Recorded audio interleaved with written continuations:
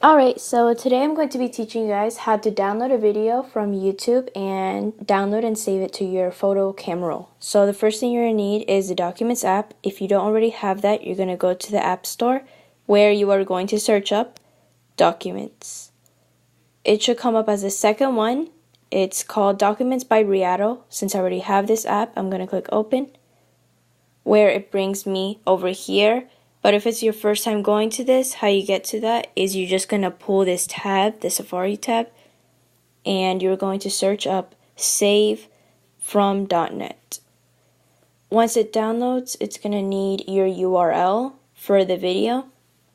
And since you don't have that yet, you're going to go to the video that you want to download. You're going to click share.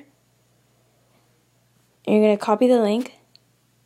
You're going to go back to the Documents app where you are going to paste the URL. Since it is copied, now you paste it. Click go. Where it's going to be right here, you can modify the settings minus 720 the quality, but I'm just going to be like that. Click download. Done.